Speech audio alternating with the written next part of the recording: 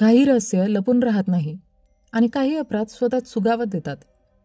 एका शांत गावात सुरू झालेला नवरात्रीचा उत्सव एक हृदयद्रावक सत्यासमोर झुकतो. देवीच्या विसर्जनाच्या आनंदात गुंतलेल्या गावकऱ्यांना अजून कल्पनाही नसते की त्याच गावात एक गूढ उलगडत आहे. एक असे रहस्य जे अनेक वर्षांपासून अंधारात लपले होते. नंदिनीच्या परत येण्याने जुन्या जखमा पुन्हा चिघळल्या जातात आणि सकराईचा शोध त्याला एका भयानक सत्याच्या उंबरठ्यावर नेतो. पण जेव्हा सत्य समोर येतं तेव्हा फक्त सत्यच नव्हे तर न्यायही मागणी करू लागतो. कोण होता हा गुन्हेगार? नीला आणि नंदिनीच्या आयुष्यातील त्या काळोख्या रात्रींमध्ये काय घडलं होतं? आणि अखेरच्या क्षणी जबरदस्त धक्का देणाऱ्या शेवटी नंदिनी काय निर्णय घेणार होती? ही कथा आहे फसवणुकीची, विश्वासघाताची आणि शेवटी न्याय मिळवण्यासाठी दिलेल्या एका संघर्षाची. एपिसोडच्या शेवटी आपण अधिसम आणि नीला यांच्या मृतदेहांना पाण्याच्या आत पाहिले होते. आता ही गोष्ट सगळ्यांनाच माहिती झाली होती, त्यामुळे सकराई पाण्यात उतरतो. जेव्हा तो पाण्याच्या आत नीला आणि अधिसमचा मृतदेह पाहतो तेव्हा त्याच्या डोळ्यांसमोर धक्कादायक दृश्य उभं राहतं. पाण्यातून बाहेर आल्यानंतर त्याच्या चेहऱ्यावरचा असा भाव असतो की त्याला काहीही सांगायची गरज पडत नाही, कारण सगळ्यांना समजून जातं की नेमकं काय घडलंय. यानंतर अधिसम आणि नीला यांच्या मृतदेहांना पाण्यातून बाहेर काढलं जातं. त्यांना पाहून रेजिना मॅडम जोरजोरात रडू लागतात आणि संपूर्ण शहरात दहशतीचं वातावरण पसरतं. त्यांचे मृतदेह ॲम्ब्युलन्समधून शहरात आणले जातात आणि काही वेळातच सन्मुखमचं संपूर्ण कुटुंब तिथं पोहोचतं. जेव्हा ते नीला आणि अधिसमचा मृतदेह पाहतात तेव्हा त्यांच्या पायाखालची जमीन सरकते आणि ते हंबरडा फोडून रडू लागतात. याचवेळी रेजिनी मॅडमला DSPचा फोन येतो. रेजिना मॅडम त्यांना सांगतात की हे एक आत्महत्येचं प्रकरण आहे आणि लवकरच त्याची अधिकृत रिपोर्ट पाठवली जाईल. इकडे लक्ष्मी आणि सकराईही या आत्महत्येबद्दल चर्चा करत असतात. थोड्याच वेळात नंदिनी आणि सकराई त्या दोघांचे बॅग्स तपासतात आणि त्यात त्यांना एक प्रेग्नन्सी किट सापडते. हे पाहून सगळ्यांना कळून जातं की नीला प्रेग्नंट होती. यावर षण्मुखम रेजिना मॅडमवर चिडतो आणि म्हणतो की हे सगळं नक्कीच अधिसमचं काम असेल. काही वेळाने डॉक्टर मॅडम सकराईला एका खोलीत बोलावतात आणि पोस्टमॉर्टम रिपोर्ट सांगतात. त्या सांगतात की नीला खरोखरच प्रेग्नंट होती, पण खरी धक्कादायक गोष्ट ही आहे की त्यांनी आत्महत्या केली नव्हती तर त्यांची हत्या झाली होती. नदीत फेकण्याच्या आधी त्या दोघांचे गळे धारदार शस्त्राने चिरले गेले होते. नीला प्रेग्नंट असल्याने बाळाच्या DNA टेस्टसाठी सॅम्पल चेन्नईला पाठवण्यात येणार होता आणि 2 दिवसात रिपोर्ट येणार होता. सकराई ही बातमी दोघांच्या कुटुंबांना सांगतो. हे ऐकून ते अक्षरशः हादरून जातात, कारण त्यांनी कधी विचारही केला नव्हता की ही हत्या असू शकते. त्यांच्या अंत्ययात्रेदरम्यान त्रिलोक अधिसमच्या घरी जातो. तिथून बाहेर पडताना फायर डिपार्टमेंटचा एक अधिकारी त्याला भेटतो आणि म्हणतो, तुला भोपाल गॅस दुर्घटनेबद्दल माहिती असेल ना? तिथे पाईप्समध्ये गंज लागला आणि त्यामुळे गॅस लीक झाला. त्या अधिकाऱ्यालाही असंच काहीतरी इथे घडलं असावं असं वाटत होतं. पण त्रिलोक स्पष्ट नकार देतो आणि सांगतो की त्याच्या फॅक्टरीतील सर्व मशीन व्यवस्थित होत्या आणि कुठेही गंज नव्हता. याचवेळी रेजिना मॅडम सकराईला सांगतात की तिला षण्मुगमच्या घरी जायचं आहे. तिथे आधीच काही पुजारी आले होते. ते षण्मुगमला सांगतात की नीला खूप पवित्र वेळेत मृत्यू पावली आहे आणि जो कोणी अशा वेळी मरण पावतो तो अत्यंत भाग्यवान मानला जातो. त्यामुळे तिच्या चिथेची राख प्रसाद म्हणून वाटली पाहिजे. हे ऐकून षण्मुखम संतापतो आणि त्या पुजाऱ्याला मारहाण करतो. काही वेळाने रेजिनी मॅडम तिथे येतात आणि त्या पुजाऱ्याला जोरजोरात ओरडतात आणि तिकडून निघून जाण्यास सांगतात. हे पहिल्यांदाच घडत होतं की रेजिना मॅडमने षण्मुखमला साथ दिली होती. यानंतर षण्मुखमचा भाऊ गुना, जो अनेक वर्ष पुजाऱ्यांसोबत काम करत होता, त्यांना तिकडून निघून जाण्यास बोलतो. सकराई बाहेर येतो आणि सिगारेट पेटवण्याच्या तयारीत असतो, पण त्याचवेळी त्याला पुष्पराज नावाचा व्यक्ती दिसतो, जो नीलाचा ट्युशन टीचर होता. तो षण्मुखमच्या घराच्या मागे काहीतरी शोधत असतो, पण अचानक त्याची नजर सकराईवर पडते आणि तो लगेचच बहाणा करत म्हणतो की तो फक्त पाणी पिण्यासाठी तिकडे आला होता आणि मग निघून जातो. तिथेच घराच्या आत रेजिना मॅडम आणि षण्मुखम त्यांच्या मुलांच्या मृत्यूबद्दल बोलत असतात. रेजिना मॅडम सांगतात की त्या दोघांच्या अंत्ययात्रा एकत्र काढल्या पाहिजेत आणि षण्मुखमही याला सहमती देतो. त्यामुळे दोघांची अंत्ययात्रा एकत्र काढली जाते आणि त्यांना एकाच वेळी अग्नी दिला जातो. पण अचानक तिथे एक माणूस मोठ्याने ओरडू लागतो, देवी रागवली आहे, तिला बडी पाहिजे. आणि यावेळी तिला कोंबड्या बकऱ्यांची बडी नको, तर माणसाची बडी पाहिजे. त्या व्यक्तीचं नाव असतं इस्बरन आणि तो देवीची उपासना करत असतो. सकराई लक्ष देतो की पुष्पराग चुपचाप तिकडून निघून जात आहे. तो त्याचा पाठलाग करतो आणि पाहतो की पुष्पराग षण्मुखमच्या घराच्या मागे जात आहे आणि कुंड्यांमध्ये काहीतरी शोधत आहे. सकराई त्याला शांतपणे पाहत राहतो, पण अचानक त्याचा मोबाईल वाजतो आणि पुष्पराज त्याला बघून तिकडून पळ काढतो. सकराई त्याचा पाठलाग करतो, पण पुष्पराज मोटरसायकलवरून पळून जातो. सकराई लगेचच सुंदरम नावाच्या कॉन्स्टेबलला फोन करून पुष्पराजच्या गाडीचा नंबर सांगतो आणि सर्व चौकांवर अलर्ट करायला सांगतो. यानंतर सकराईला नीलाचा फोन सापडतो, पण तो लॉक असतो. तो नंदिनीच्या मदतीने उघडायचा तो ठरवतो. त्यानंतर तो नंदिनीला विचारतो, तिला पासवर्ड माहिती आहे का? नंदिनी सांगते की तिला माहिती नाही, पण ती षण्मुखमची जन्मतारीख टाकते आणि मोबाईल उघडतो. त्यात ते पाहतात की नीला सोशल मीडियावर खूप ॲक्टिव्ह होती आणि तिथे अमानी नावाच्या मुलीबद्दलही काही उल्लेख होता. सकराईला हे नाव कुठेतरी ऐकलेलं वाटत होतं. तो मलनच्या वडिलांकडे जातो आणि विचारतो. तेव्हा समजतं की 25 वर्षांपूर्वी जेव्हा ही फॅक्टरी सुरू होत होती तेव्हा अमानी नावाच्या मुलीचा मृत्यू तिथे झाला होता. दरम्यान सुंदरमला पुष्पराजची गाडी सापडते, पण देवीच्या उत्सवात पुष्पराज गर्दीत मिसळलेला असतो. अखेर सकराई त्याला पकडतो, पण त्याला मारण्याआधीच एक स्त्री त्याचा हात पकडते. ती स्त्री दुसरी कोणी नसून नंदिनीची काकू आणि गुणाची पत्नी सेल्वी असते. यानंतर पुष्पराज कबूल करतो की नीलाने त्याचे आणि सेल्वीचे फोटो काढले होते आणि ते दोघं त्याला ब्लॅकमेल करत होते. त्यांना 2 लाख रुपये द्यावे लागले होते. पण सकराई विचार करत असतो की या मुलांना एवढे पैसे कशासाठी हवे होते.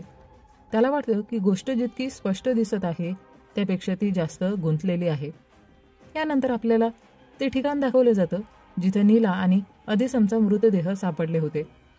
पुढे फायर डिपार्टमेंटचा अधिकारी एका फॅक्टरीत असतात आणि तिथेच गुन्हाही उपस्थित असतो. गुन्हा त्या फॅक्टरीच्या देखभालीची जबाबदारी सांभाळत असतो. त्या अधिकाऱ्याने गुन्हाला सांगितलं की जर देखभालीमध्ये काही समस्या आढळली तर त्यांच्या मालकाला एकही पैसा मिळणार नाही. यावर गुन्हा उत्तर देतो की देखभालीमध्ये काहीच समस्या नव्हती, कारण त्याने सर्व काही तपासलं होतं. थोड्याच वेळात त्या अधिकाऱ्याला तिथे एक थिनरची बाटली सापडते. थिनर पेट घेतो, त्यामुळे त्याला वाटतं की कदाचित या फॅक्टरीला थिनरने जाळलं गेलं असावं. मात्र तिथेच काम करणारा एक व्यक्ती सांगतो की या फॅक्टरीचे 25 वर्षे पूर्ण होत होते, त्यामुळे नवीन रंग देण्यासाठी थिनर वापरण्यात येणार होता. आणि त्यानंतर मग ऑफिसरला समजतं की थिनरचा उपयोग आग लावण्यासाठी झाला नसेल. याच दरम्यान वॉचमन एका दरवाजाकडे बघतो आणि म्हणतो, हा दरवाजा नेहमी आतून बंद असायचा, पण आज तो बाहेरून बंद करण्यात आलेला आहे. हे ऐकून लगेचच गुन्हाला जोरदार खोकला सुरू होतो आणि तो तिकडून बाहेर निघून जातो. गुन्हाच्या मागोमाग सकराईही बाहेर येतो. तो पाहतो की गुन्हाला अस्थमाचा त्रास आहे आणि म्हणून तो त्याच्याजवळ बसतो. गुन्हासोबत गप्पा मारताना गुन्हा स्वतःच कबूल करतो की त्याला पुष्पराज आणि सेल्वीच्या नात्याबद्दल आधीपासूनच माहिती आहे. त्याला त्यात काहीही प्रॉब्लेम नाही. सेल्वी आणि गुन्हामधले संबंध अजिबात चांगले नव्हते. जाता जाता सकराय गुन्हाला विचारतो, अस्थमा टेन्शनमुळे होतो ना? यावर गुन्हा उत्तर देतो, हो. मग सकराय विचारतो, आता कोणत्या गोष्टीचं टेन्शन आहे? आणि हे बोलून तो तिकडून निघून जातो. थोड्याच वेळात शहरात फॉरेन्सिक टीम येते, जी या प्रकरणाचा तपास करणार असते. काही वेळाने रजनी मॅडमही तिथे पोहोचतात. त्या शांत बसू शकत नव्हत्या.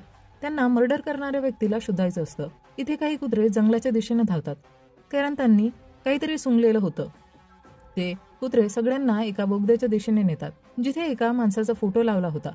थोडं पुढे गेल्यावर सकरायला एक मूर्ती सापडते, जिच्या बाजूला भरपूर रक्त लागलेलं असतं. तो त्वरित फॉरेन्सिक ऑफिसर अमरला याची माहिती देतो आणि त्या ठिकाणाहून ब्लड सॅम्पल गोळा करण्यास सांगतो. थोडं पुढे गेल्यावर त्यांना इस्बरनची झोपडी दिसते. सकराय लगेचच झोपडीत घुसतो आणि काही वस्तूंना स्पर्श करतो. तिथे त्याला तंत्रमंत्राशी संबंधित काही गोष्टी दिसतात. तसेच त्याला एका कंपासमध्ये 2 लाख रुपये सापडतात. त्यामुळे इस्बरनवर त्यांना आधीपासून असलेला संशय आता खात्रीत बदलतो आणि ते लगेचच इस्बरनला अटक करून पोलीस स्टेशनमध्ये आणतात. मात्र इस्बरन तिथे प्रचंड चिडतो आणि पोलिसांना मारण्याचा प्रयत्न करतो. कसं बसं त्याला काबूत आणलं जातं. काही वेळाने DSP सर पोलीस स्टेशनमध्ये पोहोचतात आणि रेजिनी मॅडमशी चर्चा करतात. ते रेजिनींना सांगतात की ही केस लवकरात लवकर सोडवायला हवी, नाहीतर शहरात दंगे उसळू शकतात. थोड्याच वेळात त्यांना त्या बोगद्यात सापडलेल्या रक्ताच्या सॅम्पलचा रिपोर्ट मिळतो. पण हे रक्त एखाद्या पुरुष किंवा स्त्रीचं नसून बकरीचं निघतं. हे पाहून DSP रेजिनी मॅडमवर चिडतात आणि तिला काही दिवसांची सुट्टी घेण्यास सांगतात. त्याचवेळी ही केस सकराईच्या स्वाधीने करतात आणि रजनीला या प्रकरणाबद्दल कोणतीही माहिती सांगू नये असं स्पष्टपणे बजावतात. यानंतर आपण पुजाराला पाहतो, जो सनमुखमच्या घरी आलेला असतो. मात्र तो सकराईला भेटण्यासाठी आलेला असतो. सकराईला इस्बरनबद्दल माहिती हवी होती. तो नक्की कसा माणूस आहे हे त्याला जाणून घ्यायचं असतं. पुजारी सांगतो की 25 वर्षापूर्वी ज्या मुलीचा मृत्यू झाला होता ती दुसरी कोणी नसून इस्बरनचीच बहीण होती. तिचं नाव अमानी होतं आणि इस्बरन तिला खूप प्रेम करत होता.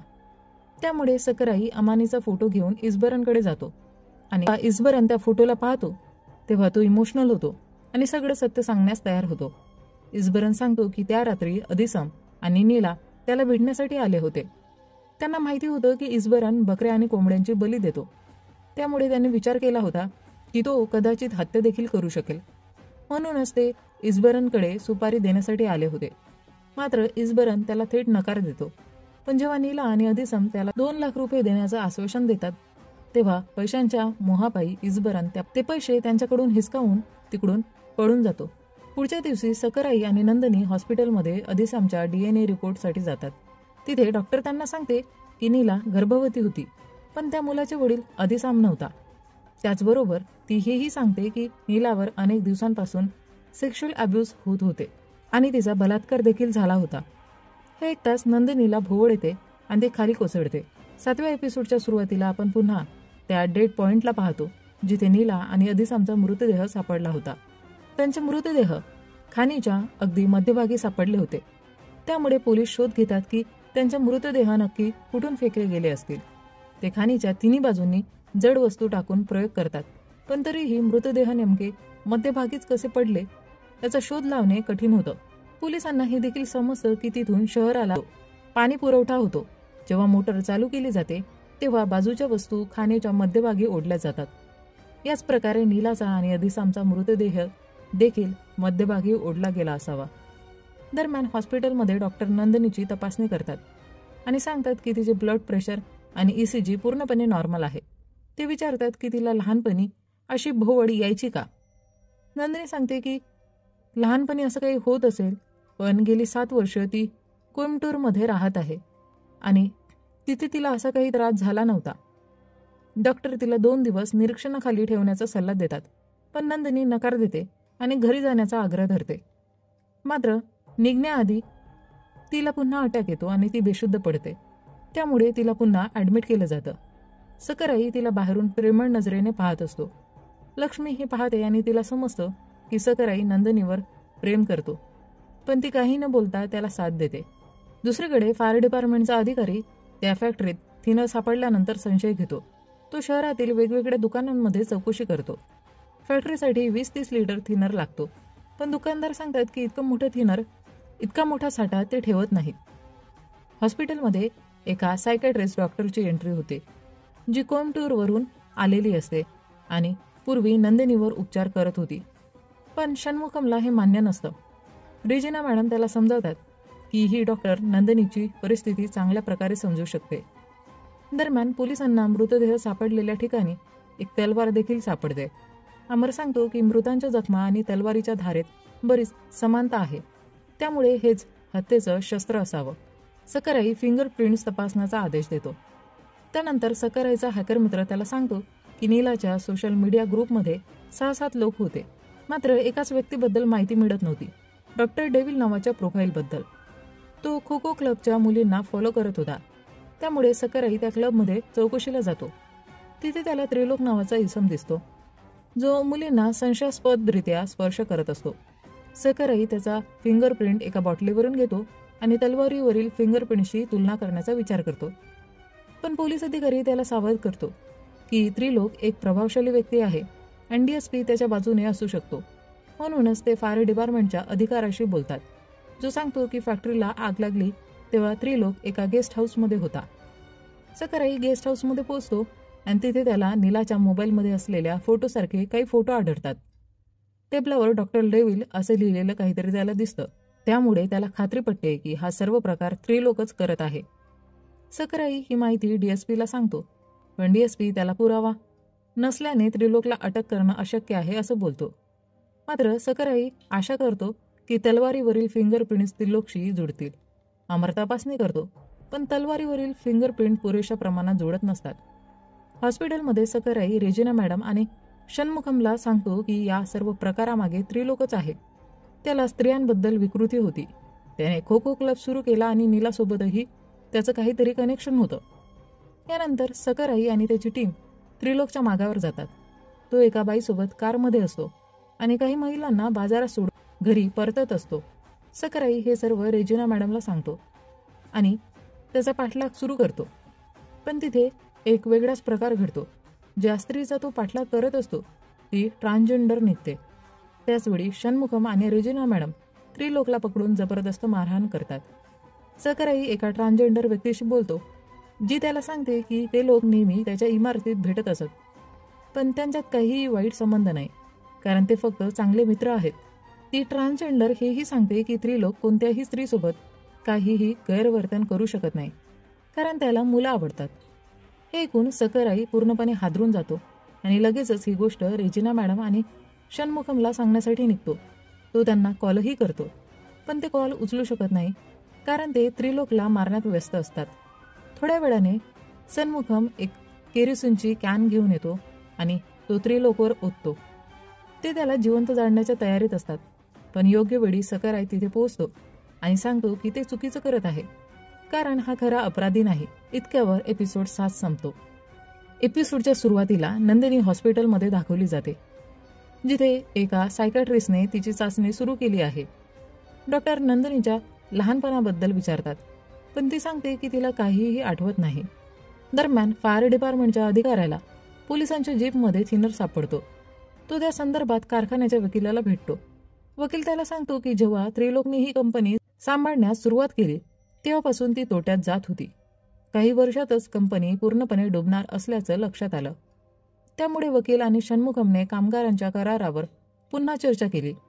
यानंतर तो अधिकारी त्रिलोकच्या वडिलांना भेटायला जातो. ते त्याला सांगतात की त्रिलोक सध्या ICU मध्ये आहे.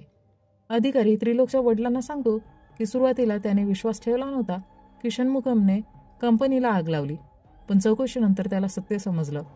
हे आग लावण्यासाठी थिनर वापरण्यात आला होता आणि तो थिनर रेजिना मॅडमने आणला होता. त्यांनी तो जीपमधून कारखान्यात पोहोचवला होता. अधिकाऱ्याने आणखी एक नाव घेतलं, त्रिलोकचे वडील. त्यांना माहिती होतं की कंपनी डुबणार आहे, त्यामुळे त्यांनी इन्शुरन्स क्लेम मिळवण्यासाठी कारखान्याला आग लावली आणि संपूर्ण दोष षण्मुखमवर टाकला. त्यांना वाटलं होतं की सगळं नीट पार पडेल, पण त्या रात्री नीलाही गायब झाली आणि त्यांचा संपूर्ण प्लॅन फसला. पण अधिकाऱ्याच्या मते त्यांनी काही चुकीचं केलेलं नव्हतं.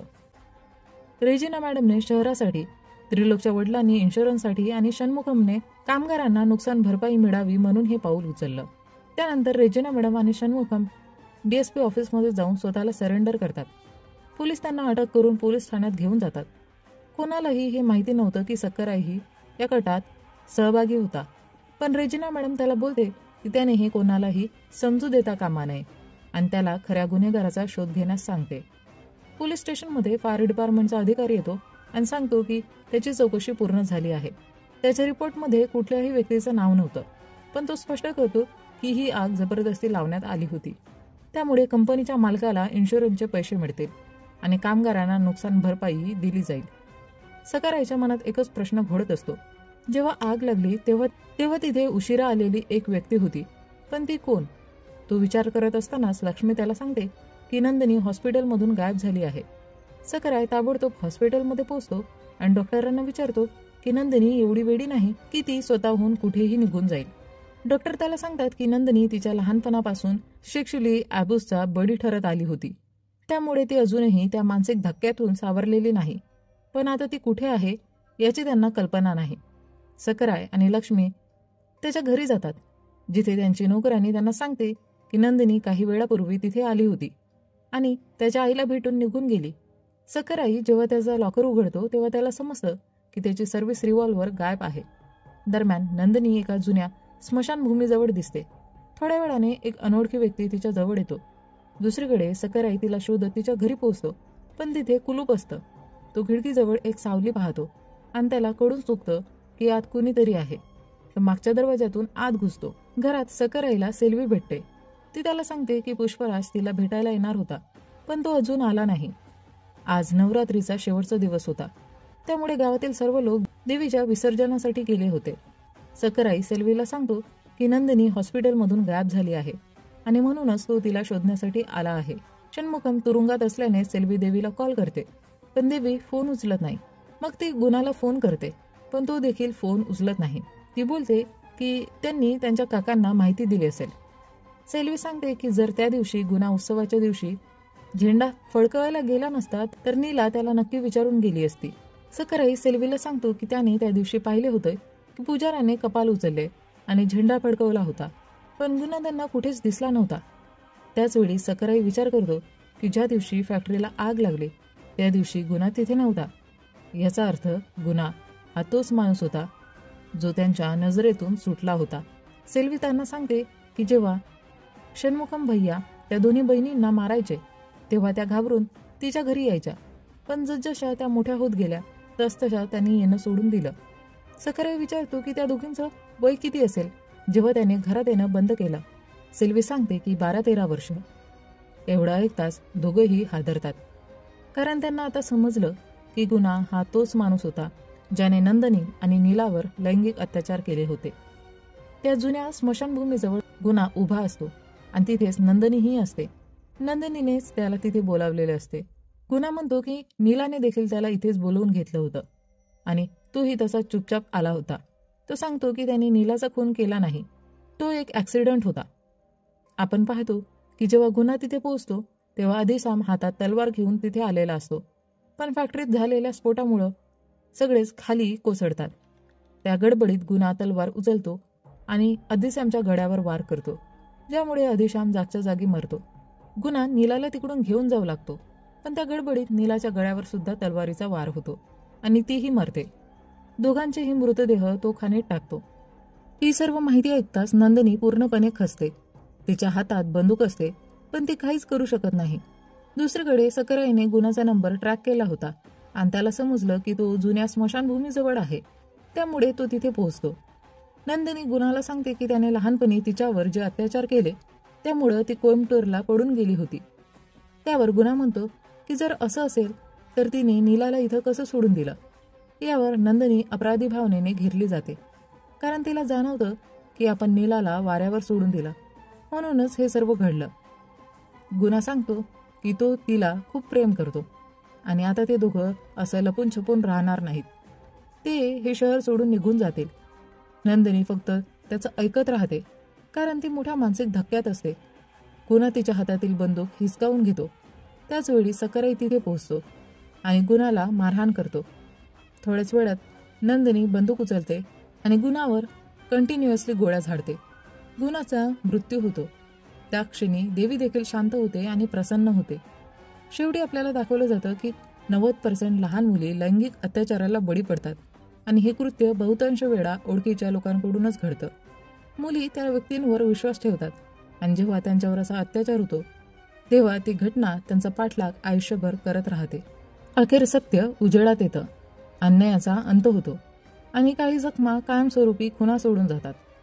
गुन्हेगार गुन्हा आपल्या दुष्कर्माच्या शेवटाला पोहोचतो. नंदिनीच्या संतापाने पेटलेल्या गोळ्यांमधून त्याला त्याच्या पापांची शिक्षा मिळते.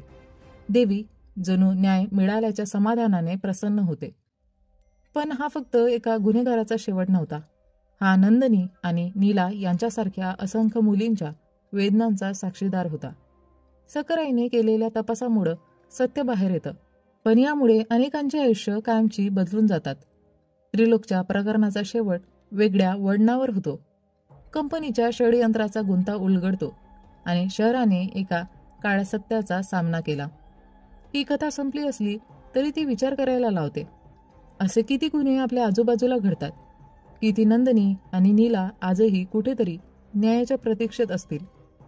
खरंच काही सत्ये उशिरा समोर येतात, पण ती येतातच आणि तेच या प्रवासाचं अंतिम सत्य आहे.